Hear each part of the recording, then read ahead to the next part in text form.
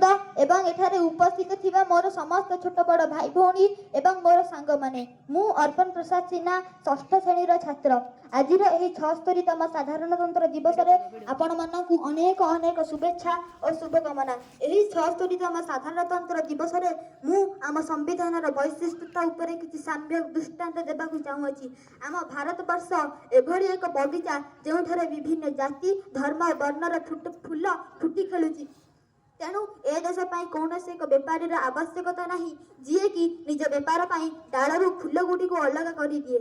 ଏ ଦେଶ ପାଇଁ ଏଭଳି ଏକ ମାଳିଟିଏ ଦରକାର ଯିଏକି ଜାତି ଧର୍ମ ବର୍ଣ୍ଣ ଫୁଲ ଗୁଡ଼ିକୁ ଏହି ଦେଶରୂପୀ ବଗିଚାରେ ଲଗାଇ ଏହି ଦେଶରୂପୀ ବଗିଚାଟିକୁ ସୌନ୍ଦର୍ଯ୍ୟମୟ କରିପାରିବ।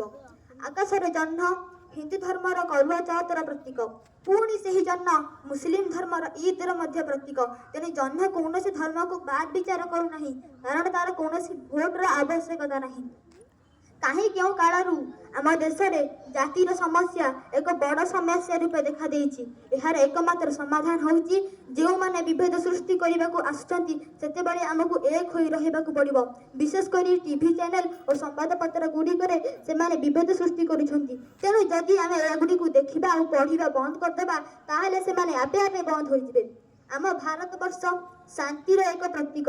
ଯେତେବେଳେ ଏହି ଶାନ୍ତିର ସୀମା ବଢ଼ିଯାଏ ସେତେବେଳେ ଅଶାନ୍ତି ପକାଉଥିବା ଲୋକମାନଙ୍କର ଉତ୍ସାହ ମଧ୍ୟ ବଢ଼ିଯାଏ। ଆମେ ଦେଖୁ ଏହି ଅଶାନ୍ତି ପ୍ରିୟ ଲୋକମାନେ ଟିଭି ଚ୍ୟାନେଲ ଓ ଖବରକାଗଜ ଗୁଡ଼ିକରେ ପ୍ରାଧାନ୍ୟ ବିସ୍ତାର କରିଥାନ୍ତି, ମାତ୍ର ଯେଉଁମାନେ ଶାନ୍ତିର ଦୂତମାନଙ୍କୁ ପ୍ରାଧାନ୍ୟ ଦେବା ପରିବର୍ତ୍ତେ ନିମ୍ନମାନର ପରିବେଷଣ କରିଥାନ୍ତି। ସତ ହେଉଛି କୌଣସି ବଡ଼ କଥା କହିବାକୁ ହେଲେ ଉଚ୍ଚ ସ୍ୱରର ଆବଶ୍ୟକତା ନଥାଏ। ଯଦି ଆମେ ଆମ ଧର୍ମ ଓ ଆମ ଜାତିକୁ ଘର ଭିତରେ ଆବଦ୍ଧ କରିଦେଇ ଦେଶ ପାଇଁ ଗୋଟେ ଧର୍ମଗ୍ରନ୍ଥ ସୁନିଶ୍ଚିତ କରିଦେବା ଏବଂ ତାହା ହେଉଛି ଭାରତର ସମ୍ବିଧାନ, ତାହେଲେ କାହାକୁ ବି ବନ୍ଦେ ମାତରମ୍ ଓ ଭାରତ ମାତାକୁ ଜୟ କହିବାରେ ଆପତ୍ତି ହେବ ନାହିଁ। ତେଣୁ ଚାଲନ୍ତୁ ସମସ୍ତେ ଆଜି ଏହି ମନ୍ତ୍ରକୁ ବିନା ଜାତି ଧର୍ମ ବର୍ଣ୍ଣ ନିର୍ବିଶେଷରେ ନା ବିନା ଧର୍ମନୈତିକ ଦଳ ଓ ନା ବିନା ରାଜନୈତିକ ଦଳ ହିସାବରେ କେବଳ ଏକ ଭାରତୀୟ ହିସାବରେ ବୋଲିବା, ବନ୍ଦେ ବନ୍ଦେ ଭାରତ ମାତା କି ଭାରତ ମାତା କି। ଏହି ଉତ୍ସାହ ପ୍ରତ୍ୟେକଙ୍କ ହୃଦୟ ପାଖରେ ରହିବା ଦରକାର, ନା କି କୌଣସି ଏକ ଧର୍ମନୈତିକ ଦଳ ଭିତ୍ତିକ ଅନୁଭବ କରିବା ଦରକାର।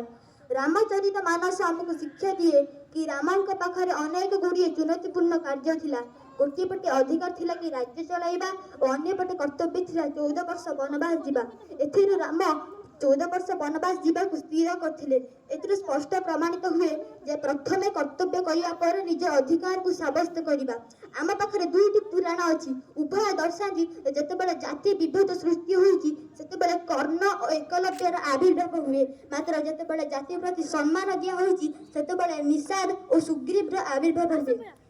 ତେଣୁ ଆଜି ଏହି 76ତମ ସାଧାରଣତନ୍ତ୍ର ଦିବସରେ ଯେତେବେଳେ ସଙ୍ଗୀତକୁ ପଚରାଗଲା ଯେ ତୁମର ଜାତି କ'ଣ, ସେତେବେଳେ ସଙ୍ଗୀତ କହିଲା ଯେ ମୋତେ ମହମ୍ମଦ ରଫିକ୍ ବି ଦରକାର ଓ ଲତା ମଙ୍ଗେଶକର ବି ଦରକାର। ତେଣୁ ଆମ ଭାରତୀୟ ରାଜନୀତିରେ ନେହେରୁ ବି ଦରକାର, ଏପିଜେ ଅବଦୁଲ କଲାମ ବି ଦରକାର ଓ ଅଟଳ ବିହାରୀ ବାଜପେୟୀ ବି ଦରକାର। ତେଣୁ ଏହି 76ତମ ସାଧାରଣତନ୍ତ୍ର ଦିବସରେ ଆମେ ଶପଥ ନେବା, ନା ଏଠି ଜାତି ଥିବ, ନା ଏଠି ଧର୍ମ ଥିବ, ନା ଏଠି ଘୃଣା ଥିବ, ନା ଏଠି ବିଦ୍ୱେଷ ଥିବ, କେବଳ ଆମେ ଭାରତ ହୋଇ ଏକ ହୋଇ ରହିଥିବା। ଏତିକି କହି ବକ୍ତବ୍ୟକୁ ବିରାମ ଦେଉଛି। ଜୟ ହିନ୍ଦ।